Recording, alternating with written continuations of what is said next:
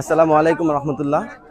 আমি আবার এসে পড়েছি বাংলাদেশ কমিউনিটি মার্কেটে, এটা বাংলা বাজার বলে।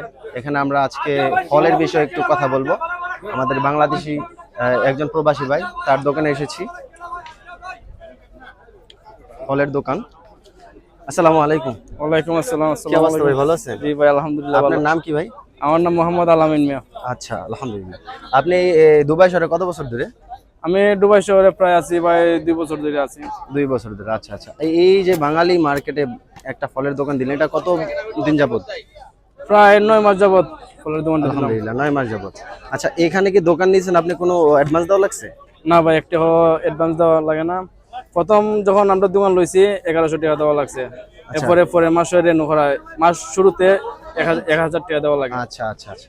তো এই দোকানটা নিতে কোনো লাইসেন্স লাগছে? না ভাই, লাইসেন্স লাগছে না। দুধের আমি 3 পিস আগে ভাইয়া। যাক, আলহামদুলিল্লাহ। নি ভাইয়া। এখন ব্যবসা বাণিজ্য কেমন চলতেছে?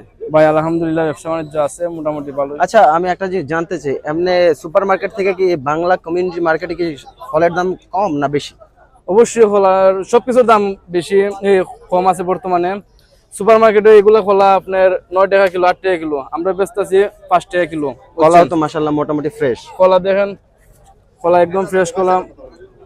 এগুলো আচ্ছা, আমরা এগুলো কি কেজি হিসেবে বিক্রি করেন না পিস হিসেবে? আমরা বেচতেছি পিস হিসাবে। হ্যাঁ। তো কিলো হিসাবে বেচতেছি আমরা 5 টাকা 4 টাকা। আর দোকানে? আর মার্কেটের মধ্যে প্রায় 8 টাকা 9 টাকা কিলো সুপার আচ্ছা, মার্কেটে। তার মানে হচ্ছে মোটামুটি রিজনেবল প্রাইসে এখান থেকে কেনা যাবে। সবকিছু মূল্য আপনার। আর আপনাদের কাস্টমার বেশি কি বাংলাদেশি? না ভাই, বেশি পাকিস্তানি। পাকিস্তানি। আচ্ছা, এটা কত এটা? এর দুধের নামে 3 পিস আগে। আচ্ছা, তার মানে হচ্ছে বাংলাদেশি, ইন্ডিয়ান, পাকিস্তানি, নেপালি সবাই কম বেশি আসে। সবাই কম বেশি আসে আর অবশ্যই। মোটামুটি রিজনেবল প্রাইস দেখাই বাঙালি কমিউনিটি মার্কেটে আসে সবাই। হুম।